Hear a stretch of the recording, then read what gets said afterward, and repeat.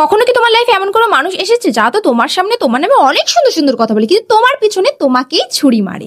আগে না আমি এইসব জিনিসগুলো বুঝতাম না, কিন্তু সময়ের সাথে সাথে এখন না আমি সবকিছু বুঝতে শিখে গেছি।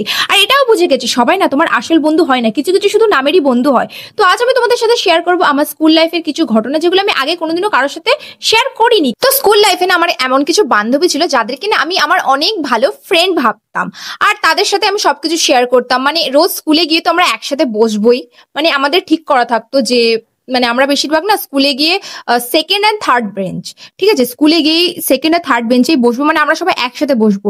আমাদের মধ্যে যে আগে যাবে সে না স্কুলে গিয়ে মানে বেঞ্চে জায়গা রাখবে, যে আরো সবাই ফ্রেন্ডগুলো আসবে আর বসবে। তো তাদের সাথে আমি একসাথে বসতাম, টিফিন শেয়ার করতাম, এমনকি আমি আমার সমস্ত সিক্রেট কথাও তাদেরকে শেয়ার করেছিলাম।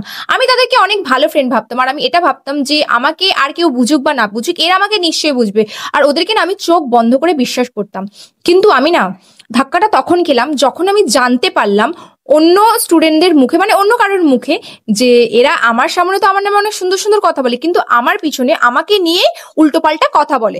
যেমন আমি ধরো এক্সামে ধরো ভালো নাম্বার পেয়েছি, তো তখন ওরা সবার কাছে বলবে আরে ওর সাথে তো আমরা মিশি, আমরা তো জানি ও তো টুকলি করে পাশ করেছে। আর যদি স্যার আমাকে মানে কোনো কিছু কাজের জন্য আর কি ভালো প্রশংসা করলো স্যার ম্যাম, তো তখন তারা বলবে আরে জানিস না ও তো সবকিছু দেখিয়ে করে, ও তো প্রশংসা পাওয়ার জন্য সবকিছু দেখিয়েই করে। আরো জানো, আরো আমার নামে বলতো যে আরে জানিস লতা না একসাথে 4-5টা ছেলের সাথে রিলেশনে আছে। মানে বুঝতে পারছো, মানে আমি যাদেরকে চোখ বন্ধ করে বিশ্বাস করতাম, তারপর আমি যদি জানতে পারি যে আমি যাদের উপরে পুরো একদম চোখ বন্ধ করে বিশ্বাস করি, তারা আমার নামে এরকম লোকের কাছে উল্টো পাল্টা কথা বলে বলে বেড়ায়, তখন কেমন লাগবে? মানে তুমি তোমার যেই বান্ধবী বা বন্ধুকে চোখ বন্ধ করে বিশ্বাস করো, তুমি তোমার সমস্ত সিক্রেট কথা শেয়ার করছো, আর তুমি জানতে পারছো পরে যে সে তোমার নামে সবার কাছে উল্টো পাল্টা কথা বলে বলে বেড়াচ্ছে, তো তখন তোমার কেমন লাগবে? তো আমারও ঠিক তেমনটাই লেগেছিল। আর আমি না প্রথমে বুঝতাম না এই জিনিসগুলো, কিন্তু আস্তে আস্তে সময়ের সাথে সাথে আমি বুঝতে শিখে গেছি যে সবাই না তোমার বন্ধু হয় না, কেউ না বন্ধু রূপে না এরকম দুমুখো সাপই হয়। তো এরকম আমার অনেক ফ্রেন্ড ছিল, অনেক খারাপ এক্সপিরিয়েন্স আছে আমার স্কুল লাইফ নিয়ে, এরকম খারাপ বান্ধবী নিয়ে। আর সত্যি বলতে সেই থেকে না এখনো পর্যন্ত আমার গুনে গুনে কয়েকটাই ফ্রেন্ড আছে। এখন আমি তেমন ভাবে আর কারোর সাথে কথাবার্তা বলি না, গুনে গুনে কয়েকটা ফ্রেন্ড আছে, তাও আর কি আমি সবার মানে আগের মতো আর অত ফ্রেন্ড নেই। আর সত্যি বলতে তোমার যদি অনেক ফ্রেন্ড থাকেও, ওগুলো না শুধু নামের ফ্রেন্ড হয়, তার মধ্যে যে তোমার কটা শত্রু তুমি সেটা নিজেও জানবে না। কারণ কারণ সবাই তো তোমার সামনে অনেক সুন্দর সুন্দর কথা বলবে, কিন্তু তোমার পিছনে না সবাই তোমাকে ছুরিয়ে গিলবে। তো আমার স্কুল লাইফে না এরকম প্রচুর খারাপ এক্সপিরিয়েন্স আছে। আমার এরকম অনেক বান্ধবী আছে যারা যারা আমার বিশ্বাস ভেঙেছে, তাদেরকে আমি মানে ট্রাস্ট করে আমার অনেক সিক্রেট কথা বলতাম, কিন্তু কি আর বলবো।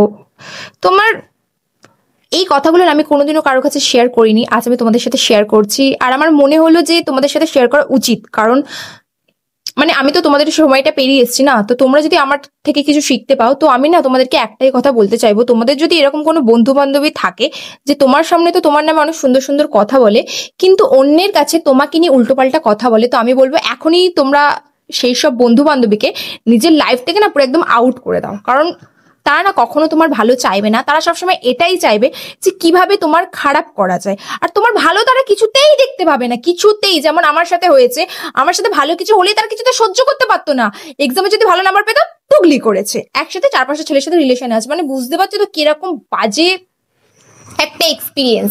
তো তারপর থেকে না আমার বন্ধুত্বর উপর থেকে না বিশ্বাসটা উঠে গেছে। এখনো পর্যন্ত না আমি কাউকে তেমন ভাবে আর কি চোখ বন্ধ করে বিশ্বাস করতে পারি না, কারণ আমি ধাক্কাটা তো খেয়ে এসেছি না, ছোটবেলায় আমি সেই ধাক্কাটা খেয়ে এসেছি। তখন বেশি ছোট ছিলাম না, আমি তখন 9-10-এই পড়তাম। আর একটা কথা কি জানো, ছোট থেকেই না আমি ওদের সাথে বড় হয়েছি, ওদের সাথে ছিলাম, তাই আমি ওদেরকে অনেক ভালো ফ্রেন্ড ভাবতাম, কিন্তু আমি জানতাম না যে তারা এভাবে আমাকে ঠকাবে। তো এটাই ছিল আমার স্টোরি, আমি এটাই তোমাদের সাথে শেয়ার করার ছিল। আর সত্যি বলতে না এইসব কথাগুলো আমি মনে করতে চাই না, আগে না আমার এইসব কথাগুলো মনে করলে আমার ভীষণ খারাপ লাগতো, এখন না তেমন একটা লাগে না, যেহেতু সময়ের সাথে সাথে আমি বুঝতে শিখে গেছি যে বেকার বেকার খারাপ মানে আমি খারাপ ভেবে আমি কষ্ট পেয়ে কি লাভ, যখন তারাই আমার শত্রু, আমি ভেবে বা কি করব। তো আমি না এইসব জিনিস নিয়ে আর ভাবি না, আমি বুঝে গেছি যে সবাই না আসল ফ্রেন্ড হয় না, নামেরই ফ্রেন্ড হয় কিছু কিছু।